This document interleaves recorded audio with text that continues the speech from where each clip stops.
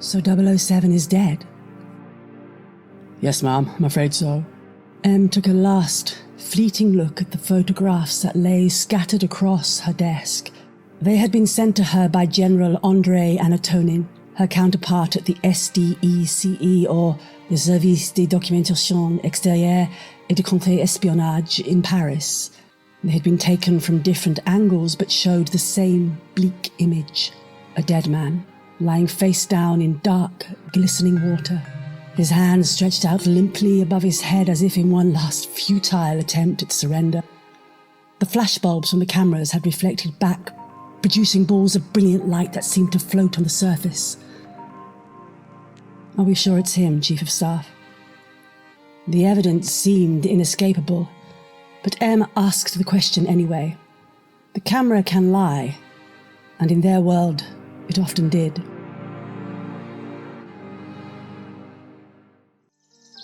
"My dear Mr. Bennet," said his lady to him one day, "have you heard that Netherfield Park is let at last?"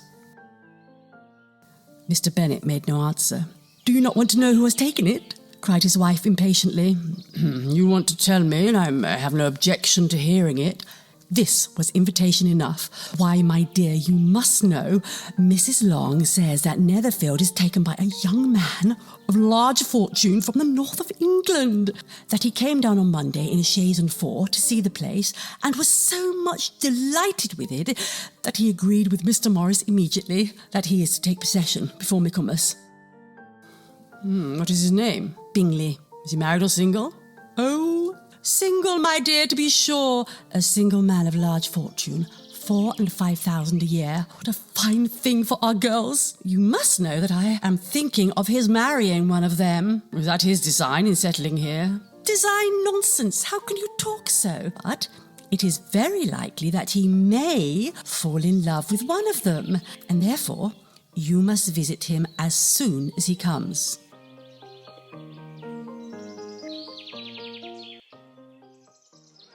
By 7 o'clock, the orchestra has arrived. No thin 5-piece affair, but a whole pitful of oboes and trombones and saxophones and cornets and piccolos and low and high drums.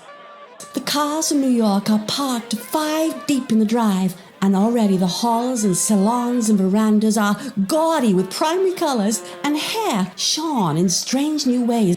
The bar is in full swing, and floating rounds of cocktails permeate the garden outside until the air is alive with chatter and laughter and casual innuendo and introductions forgotten on the spot, and enthusiastic meetings between women who never knew each other's names. I believe that on the first night I went to Gatsby's house, I was one of the few guests who had actually been invited. People were not invited. They went there. They got into automobiles which bore them out to Long Island and somehow ended up at Gatsby's door. It was then that she realized that she was utterly alone. Just as she had always been alone when portentous matters arose.